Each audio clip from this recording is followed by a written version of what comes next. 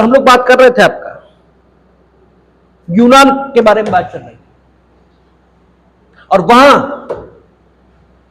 कानून का विकास न्याय की अवधारणा इसके साथ हुआ है और न्याय जो उन्होंने माना है वो न्याय उन्होंने पर्टिकुलर जो सामाजिक परिस्थिति है उसमें जो समाधान होना चाहिए, विशिष्ट सामाजिक दशा, किसी ने किसी को मारा तो इस मारने की समस्या का जो समाधान होना चाहिए उसी को उन्होंने न्याय कहा है।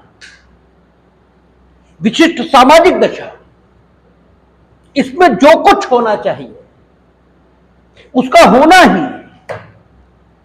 उन्होंने न्याय के रूप में परिभाषित किया है। चाहे सुकरात रहे हो, चाहे प्लेटो रहे हो और चाहे अरस्तु रहे हो, कोई रहा हो, सुकरात का नाम लेना न्याय संगत नहीं है क्योंकि सुकरात ने विधि के अनुपालन के बंधन इसके संबंध में अपने विचार ज्यादा व्यक्त किए हैं। प्लेटो का न्याय का दर्शन यह ज्यादा बड़ा है और अरस्तु ने विभिन्न प्रकार के न्यायों की पहचान की है, यह अरस्तु का योगदान है। लेकिन तीनों विचारक इस विषय पर बात करते दिखाई इससे देते हैं कि न्याय वो परिस्थिति है जो कि विशिष्ट सामाजिक दशाओं में होने के लिए अपेक्षित परिस्थिति है। यानी न्याय उस परिस्थिति को कहते हैं जिसको विशिष्ट सामाजिक दशाओं में घटित होना चाहिए। इसको न्याय के रूप में आपका यूनान के विचारकों ने परिभाषित किया। इनकी ये जो पद्धति है ये छोटे छोटे राज्यों में, ठीक है, सफल हो सकती थी। कुछ सार्वभौमिक सिद्धांत होते हैं, ये ठीक है कि अनोखे मामले हो सकते हैं और वे अनोखे मामले अपने ढंग से निर्णित किए जाने की अपेक्षा करें। जैसे ए ने बी को इसलिए मारा क्योंकि बी ने उसे गाली दी, तो इस विशिष्ट सामाजिक दशा में बी को मारने के लिए ए के प्रति सहानुभूतिपूर्ण रवैया भले ही अपना लिया जाए, लेकिन यूनिवर्सली यह बात गलत ही है कि कोई किसी को मारे, क्योंकि ये मूल वृत्ति के विरुद्ध है। मूल वृत्ति मनुष्य की क्या है? वो संरक्षण चाहता है, ठीक है, और संरक्षण में उसके व्यक्तित्व, उसके विचार, उसकी पहचान, सबका संरक्षण ये शामिल है। न तो उसके विचार पर अतिक्रमण होना चाहिए और न उसके व्यक्तित्व पर अतिक्रमण होना चाहिए। विचार की अभिव्यक्ति की स्वतंत्रता में यह भी शामिल है कि अकारण निंदा ना की जाए, क्योंकि विचार की स्वतंत्रता इससे प्रभावित होती है। व्यक्ति अगर शर्मीले स्वभाव का है और वो कुछ कह रहा है और तुम उसकी निंदा अकारण करो बिना किसी उचित कारण के, तो वो बोलना बंद कर देगा, क्योंकि वो शर्मीले स्वभाव का है, तुम्हारी तरह बेशर्म नहीं है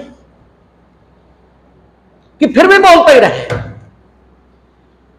ठीक है, थोड़ा कठिन है, इसीलिए ट्रोलिंग सोशल मीडिया की फील्ड में अच्छी बात नहीं मानी जाती, ठीक है ना। अतिक्रमण ये मानव स्वभाव के खिलाफ है, ठीक है, स्वभाव तो न कहे मानव की मूल वृत्ति के विरुद्ध है। वो चाहे व्यक्तित्व का हो, चाहे विचार का हो, या किसी भी ढंग का हो। तो कुछ यूनिवर्सलिटी विधि और व्यवस्था में होनी चाहिए, कुछ सार्वभौमिकता होनी चाहिए, ठीक है। अरस्तु, सुकरात, प्लेटो ने जो कुछ कहा वो न्याय को सामने रखकर कहा और विशिष्ट सामाजिक दशाओं से कनेक्ट करते हुए न्याय की व्याख्या की है कि जो स्पेशल पर्टिकुलर सोशल सर्कमस्टांस है, उस पर्टिकुलर सोशल सर्कमस्टांस में जो कुछ होना चाहिए वही न्याय है, ये कहा है सुकरात, प्लेटो और अरस्तु ने। लेकिन वहीं से सिकंदर निकला, जिसके बारे में कहा जाता है कि उसने दुनिया जीती। हालांकि यह भी कहा भारत में तो हारा, ठीक है, पूरा भारत थोड़ा जीत लिया उसने, ठीक है, और भारत में हारा भी है, लेकिन फिर भी ऐसा कहा जाता है कि वो दुनिया जीते। तो जब दुनिया जीते तो एक बड़ी व्यवस्था निर्मित हुई, और एक पर्टिकुलर सोशल कॉन्टेक्स्ट में जो कुछ रोम में होना चाहिए, हो सकता है हिंदुस्तान में उसी पर्टिकुलर सोशल सर्कमस्टांस में वो करना जो कि रोम में किया जाना या यूनान में किया जाना उचित माना जाएगा, हिंदुस्तान में वो उचित न माना जाए, ठीक है ना, क्योंकि सबके अपने अपने सोशल कॉन्टेक्स्ट है, इसलिए यूनिवर्सलिटी है। हाँ, कुछ ऐसा जरूर होता है जो रोम में भी गलत माना जाएगा, हिंदुस्तान में भी गलत माना जाएगा, और सब जगह गलत माना जाएगा, ठीक है ना। इसलिए विधि और व्यवस्था को कुछ सार्वभौमिक तत्वों पर आधारित होना चाहिए, ठीक है। इस प्रकार की बात शुरू हो गई। न्याय विशेष सामाजिक परिस्थिति इसमें घटित होता है, और मूल्य ये हर जगह एक से रहते हैं, ठीक है ना।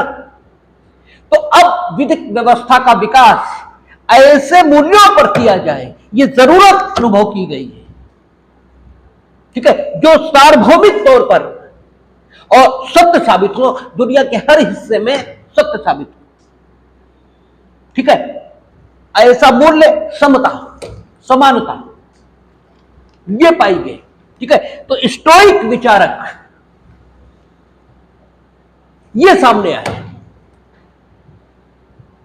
और 4 स्टोइक विचारक प्रमुख रूप से उल्लिखित किए जाते हैं: जेनो, Cicero, Thomas Augustine, Thomas Augustine कह रहे हैं, सेंट ऑगस्टाइन और थॉमस एक्विनास। थॉमस एक्विनास और ऑगस्टाइन दोनों के पहले सेंट लगता है, वो सेंट ऑगस्टाइन है, वो सेंट थॉमस एक्विनास।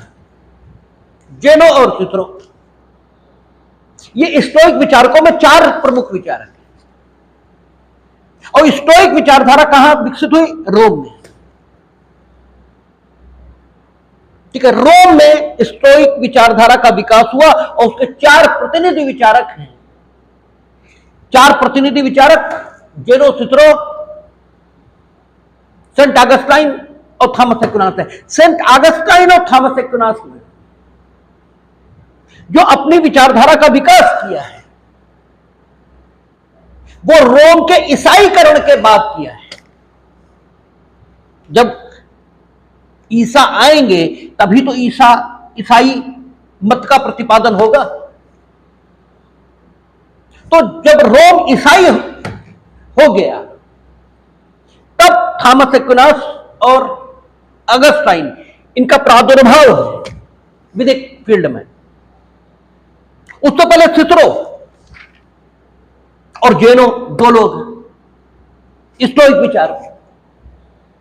स्टोइक विचारधारा में प्रकृति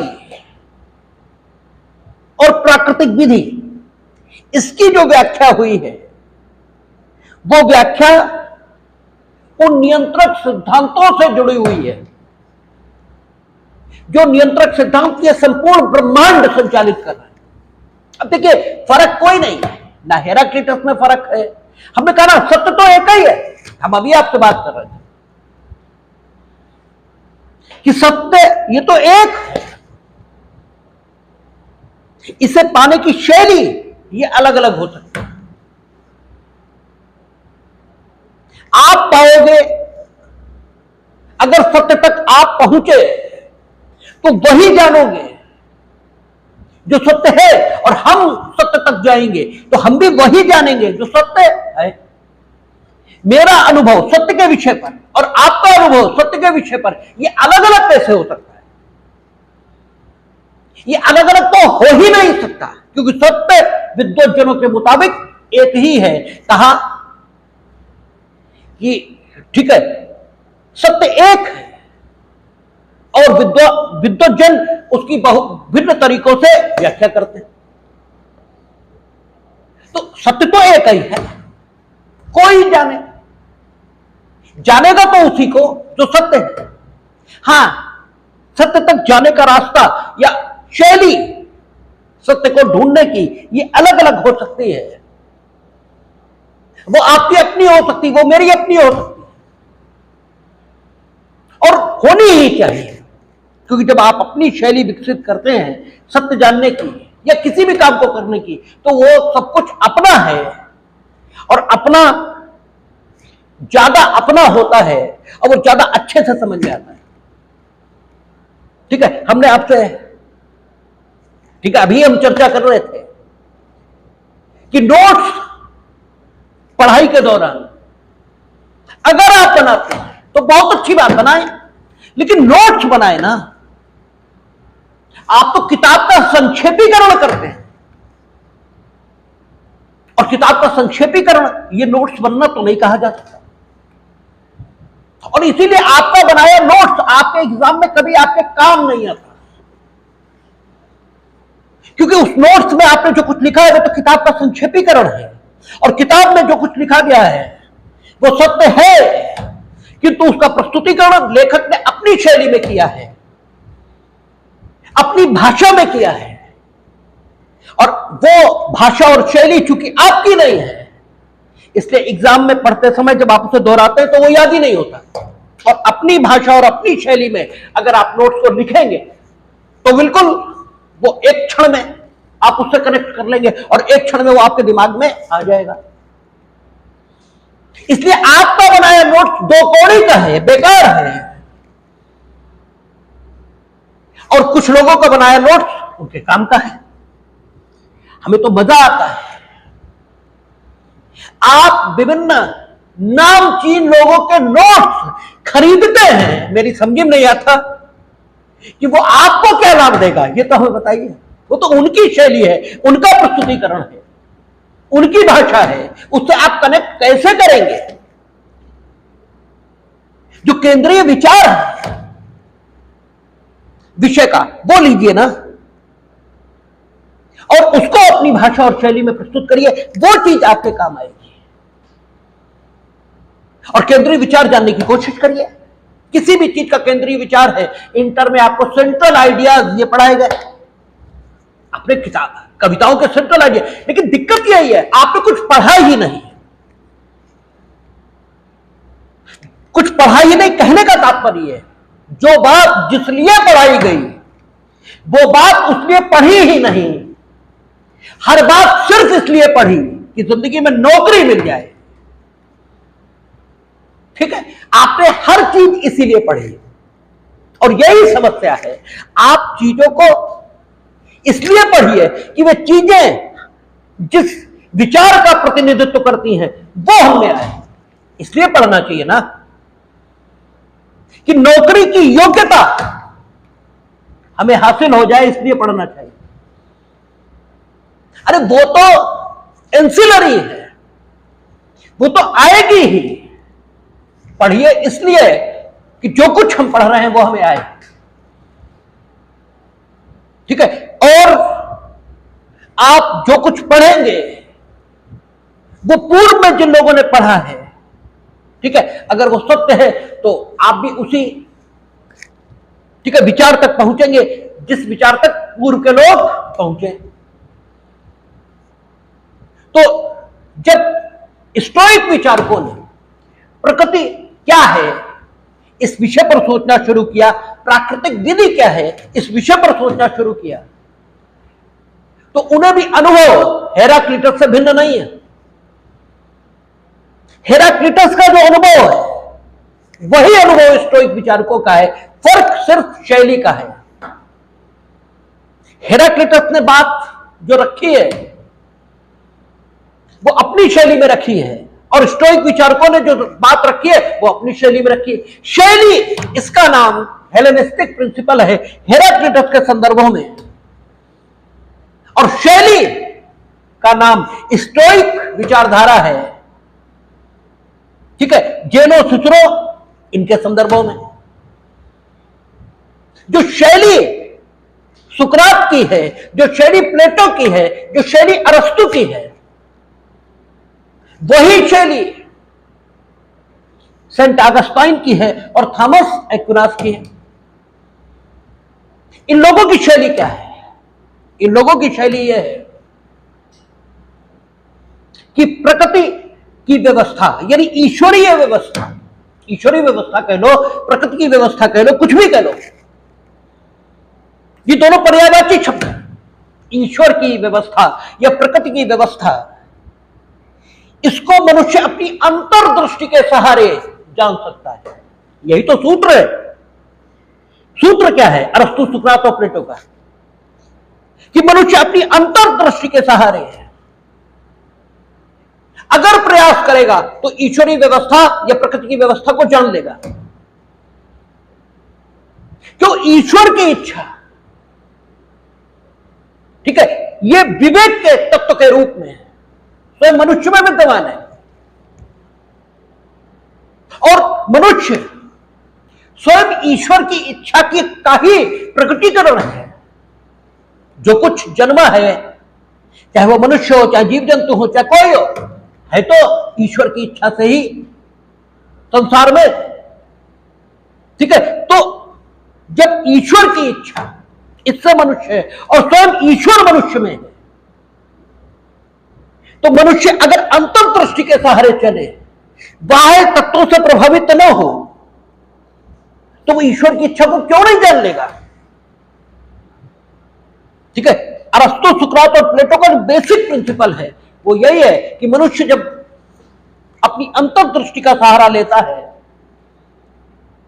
तो ईश्वरीय व्यवस्था के बारे में, ठीक है, जान सकता है कि ईश्वर की इच्छा क्या है। ये एक टेक्निक है जो अरस्तु, सुकरात और प्लेटो के साथ विकसित हुई थी और इसी का सहारा सिर्फ किसने लिया?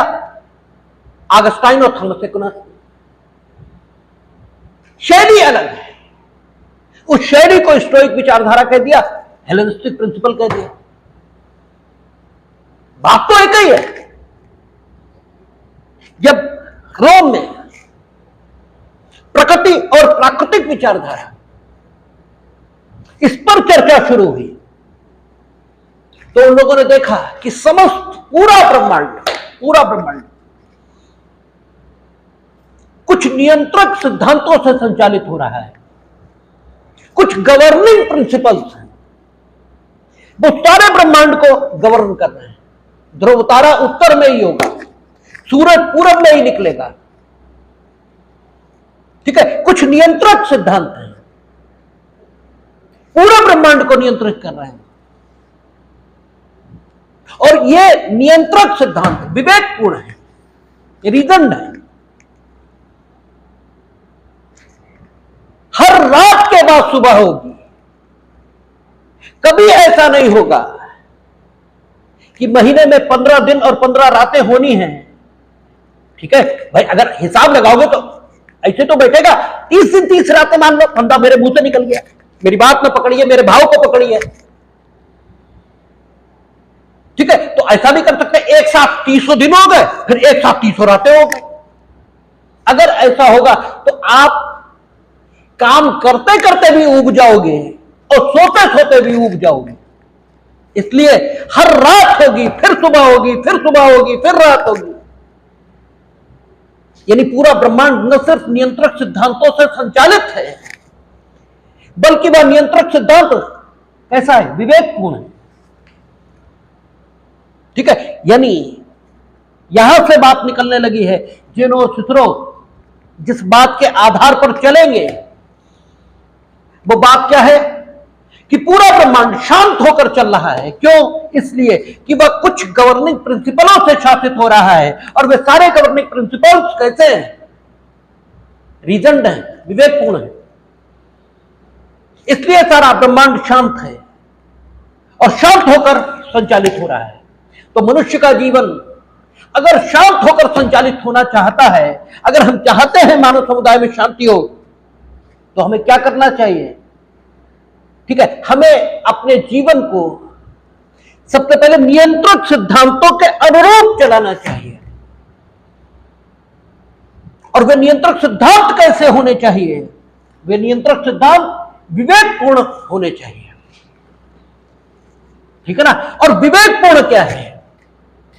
विवेकपूर्ण वो है जो मनुष्य की मूल वृत्तियों का, ठीक है, मूल वृत्तियों को संतुष्ट ये करता हो, ठीक है। वो संरक्षण चाहता है ना मनुष्य, ठीक है, वो कुछ विशेष ध्येयों की पूर्ति चाहता है, ठीक है, सच्चाई जानने की उसमें उत्कंठा है, तो वो लोगों के साथ मिलकर रहना चाहता है। तो ये जो मनुष्य की मूल वृत्तियां हैं, इनको संतुष्ट अगर किया जाए, ठीक है ना, तो मनुष्य का जीवन शांत हो जाएगा।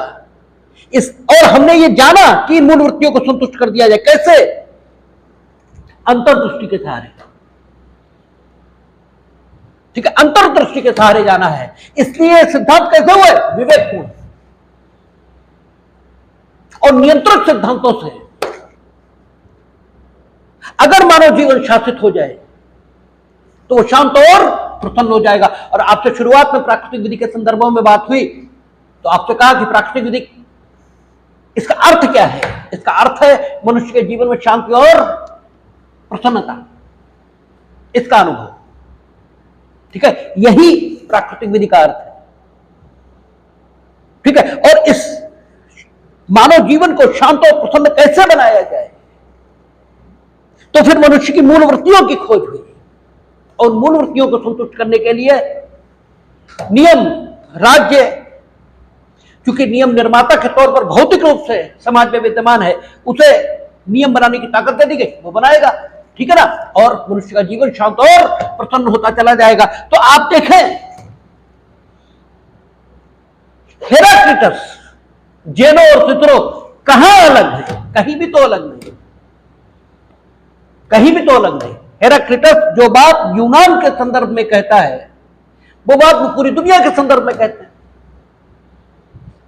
जेनो और सिसरो ये कहते हैं कि मनुष्य मूलतः एक चिंतनशील प्राणी है, और चूंकि चिंतन उसका स्वभाव है, इसलिए वह विवेक के सहारे उन नियंत्रक सिद्धांतों की खोज कर सकता है जिन नियंत्रक सिद्धांतों से मानव समाज को शासित किए जाने की दशा में मानव समाज वैसे ही शांत और प्रसन्न हो जाएगा जैसे ब्रह्मांड कुछ नियंत्रक सिद्धांतों से शासित होने के कारण, ठीक है, शांत और प्रसन्न है। क्यों? क्योंकि ब्रह्मांड जिन नियंत्रक सिद्धांतों से शासित हो रहा है वे विवेकपूर्ण है। इसलिए घोषणा है स्टोइक विचारकों की कि यूनान के लिए भिन्न विधि और एथेंस के लिए भिन्न विधि नहीं होगी। विधि व्यवस्था के मूल सिद्धांत पूरी दुनिया में एक होंगे। और मूल सिद्धांत किन्हें कहते हैं? न्याय होना चाहिए, समानता आनी चाहिए, ठीक है, किसी को विशेषाधिकार नहीं होने चाहिए जब तक आवश्यकता न हो। जैसे राष्ट्रपति को विशेषाधिकार दिए जाने की जरूरत है तो देंगे, आवश्यकता नहीं तो नहीं देंगे। कानून में हैसियत आवश्यकता अनुसार, अगर जरूरत है तो दी जाएगी वो चीज, जरूरत नहीं है तो नहीं देंगे, ठीक है। इस बात को जेनो और सिसरो ने अनुभव किया, इसलिए वे देशों की विधिक व्यवस्था के पक्ष में नहीं है, वो पूरे विश्व की विधिक व्यवस्था के पक्ष में, या यूं कहें वो पूरे विश्व की विधिक व्यवस्था के लिए कुछ तत्वों को आधार के तौर पर दिखाई दे, ठीक है, देखते हैं। और स्टोइक विचारधारा का प्रतिनिधित्व भी वर्तमान जो विधिक व्यवस्थाएं होता है, ठीक है, उन सब में उसका पालन होता है। हम भी उस समय जब आईपीसी, सीआरपीसी और एविडेंस नए इनेक्ट किए गए थे तो बार बार कहते थे कि कोई चिंता की बात नहीं है। जब छपके भी नहीं आए तब भी हम यही कहते थे, कोई चिंता की बात नहीं, कुछ बदल ही नहीं सकता, क्योंकि न्याय के मूल सिद्धांत कभी नहीं बदलेंगे। और पिछली आईपीसी, सीआरपीसी एविडेंस ही नहीं, आज से 4 सदियों बाद भी जो आईपीसी सीआरपीसी एविडेंस अगर बनेगी वो भी इन्हीं पर आधारित होगी, क्योंकि न्याय के मूल सिद्धांत तो इनमें भी है, उनमें भी होंगे। कुछ युगीन परिवर्तन जो हो जाने चाहिए वे हो जाएंगे। उस समय कंप्यूटर नहीं था 1872 में, तो कंप्यूटर आउटपुट के संबंध में, कंप्यूटर आउटपुट को साक्ष्य में कैसे लाएं इसके संबंध में व्यवस्था नहीं थी। अब आ गया तो ठीक है, संशोधन करके उसमें जोड़ दिया, लेकिन इसका अर्थ ये थोड़ी है कि पहले से जो सिद्धांत मौजूद है उसे ठीक है तिरस्कृत कर देंगे, खत्म कर देंगे, ये थोड़ी है। तो जेनो सिसरो ये देख रहे हैं कि पूरा ब्रह्मांड नियंत्रक सिद्धांतों से शासित हो रहा है, ठीक है। और इसलिए ये लोग प्रतिपादित कर रहे हैं कि यूनान और एथेंस इसके लिए अलग अलग विधियां नहीं हो सकती। सिसरो है, सिसरो कौन है? स्टेट्समैन है और एडवोकेट भी है। स्टेटमैन किसको कहते हैं? स्टेटमैन वो पॉलिटिकल लीडर होता है, पॉलिटिकल लीडर होता है, सबसे पहले ये समझना। स्टेटमैन हमेशा पॉलिटिकल लीडर को कहा जाता है। शब्द हैं जिनकी व्याख्या आपको कभी पता ही नहीं होती और आप अननेसेसरी उन शब्दों का उपयोग करते रहते हैं। आपने डॉन, इस शब्द का अर्थ डॉन पिक्चर से जाना है, और जिस कारण डॉन आपकी नजर में एक गलत आदमी होता है, जबकि डॉन का जो शाब्दिक अर्थ है, जिस देश में और जिस भाषा का ये शब्द है उसके मुताबिक डॉन का मतलब है जिसने एक विशेष क्षेत्र में बेहद सम्मान अर्जित किया है। और सम्मान एक पॉजिटिव शब्द है। अगर आपने गुंडागर्दी के क्षेत्र में, ठीक है, कोई विशेष सफलता अर्जित की तो उसको सम्मान नहीं कह सकते। इसलिए डॉन फिल्म में जिसको डॉन दिखाया गया है उसने गुंडागर्दी के क्षेत्रों में ही सफलता अर्जित की। और ऐसे लोगों के पहले माफिया डॉन ये शब्द आता है, माफिया पहले लगाते हैं। अन्यथा डॉन का मतलब यह है जीवन में जो उल्लेखनीय क्षेत्र हो सकते हैं उनमें विशेष सफलता जिन्होंने अर्जित की, विशेष सम्मान अर्जित किया है। और यदि वह स्त्री है तो डोना, ये नाम प्रयोग होगा, डॉन एंड डोना, ठीक है। लेकिन ना तो डॉन पता है ना डोना पता है, ठीक है, पहले पढ़े हैं बस, पता होता कुछ है ही नहीं। स्टेट्समैन, स्टेट्समैन हमेशा पॉलिटिकल लीडर होगा, लेकिन जब वह निहित स्वार्थों से ऊपर उठकर सिर्फ राष्ट्र हित के लिए राजनीति का उपयोग करता है तब उसे स्टेट्समैन ये कहा जाता है। इस दृष्टिकोण से देखें तो मेरी नजर में स्टेट्समैन होने लायक प्रश्न है, चाणक्य है, यह है स्टेट्समैन, ये पॉलिटिकल लीडर ही है, ठीक है। ये उतना ही कुटिल है जितना कुटिल एक नॉर्मल राजनीतिज्ञ होता है, लेकिन उस कुटिलता का उपयोग कृष्ण ने कभी अपने लिए, ठीक है, सुख इसकी व्यवस्था करने के लिए नहीं किया, ठीक है। उन्होंने अगर झूठ भी बोले हैं, उन्होंने अगर वो काम भी किए जो सामाजिक तौर पर निंदित माने जाते हैं, तो भी उसके पीछे लोक कल्याण, मानव कल्याण, मूल्य, यही मूल्यों का संरक्षण यही रहा है। इसलिए वो स्टेट्समैन है। चाणक्य ने उतनी ही कुटिलता का परिचय दिया है जितना कुटिलता एक सामान्य पॉलिटिकल लीडर देता है, लेकिन जो उसके कार्य हैं, ठीक है, वे राष्ट्र कल्याण को, लोगों के कल्याण को समर्पित है। उसने स्वयं अपने लिए सुख सुविधा का प्रबंध करने के लिए कभी, ठीक है, कुटिलता का परिचय नहीं दिया। ये तो आप लोगों ने भी सुना होगा कि वो लैंप जलाकर काम कर रहा है, प्रधानमंत्री है मगध का, और मगध की सीमा अशोक के समय में ईरान तक थी, ठीक है। तो चंद्रगुप्त के समय भी कहीं तक तो रही होगी, हम इतिहास के विद्यार्थी नहीं है इसलिए नहीं बता सकते कहां तक रही, लेकिन वर्तमान अफगानिस्तान तक तो थी ही थी, और अशोक की सीमा तो ईरान तक थी। ईरान भी उस समय भारत का ही हिस्सा था। तो इतने बड़े साम्राज्य का प्रधानमंत्री और कोई उससे मिलने आ रहा है तो पहली बात तो दिया जलाकर काम कर रहा है, यही बड़ी बात है। और फिर वो दीपक जला के दूसरा जला रहा है कि चूंकि अब राज्य कार्य नहीं, व्यक्तिगत वार्ता होगी। तो ये समर्पण, ये नाटक नहीं है, ये समर्पण आदमी में। तुम्हें तो याद ही नहीं रहेगा, तुम जब अपने घर की बिजली बुझाना भूल जाते हो, जिसका बिल तुम्हें देना पड़ता है, तो अगर समर्पण नहीं है मूल्यों के प्रति, ठीक है, तो कुछ नहीं हो सकता। जैसे आप ब्रश कर रहे हैं और पानी चल रहा है, ये बड़ी बात नहीं है। जैसे लोग कहते हैं ना कि क्या हो गया चल रहा है, यहां कुछ नहीं हुआ, कुछ नहीं हुआ, ये सही है। लेकिन ये आपकी इस वृत्ति का परिचय जरूर है कि जो कुछ आपको फ्री उपलब्ध है, वो चाहे कितना ही मूल्यवान क्यों न हो, उसकी बर्बादी में आपको कोई संकोच नहीं है। ये वृत्ति आपकी जरूर प्रदर्शित हो रही है और ये वृत्ति ठीक नहीं है। अगर कुछ भी फ्री उपलब्ध है तो चाहे तो कुछ करना शुरू कर दोगे।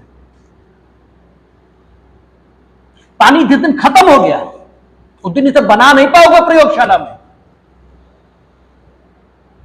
ठीक है। तो आपको सिर्फ फ्री उपलब्ध है, इसलिए आप इसकी बर्बादी करोगे। तो आप ठीक आदमी हो, कहां है ऐसा? आप समाज के लिए एक उपयोगी व्यक्ति बनोगे, ये कैसे? इसीलिए टोका जाता है, ठीक है। लेकिन टोका क्यों जाता है आपको ये भी नहीं मालूम, ठीक है। आप हर चीज को पैसों से जोड़े बैठे हो, ये एक बहुत बड़ी बात है।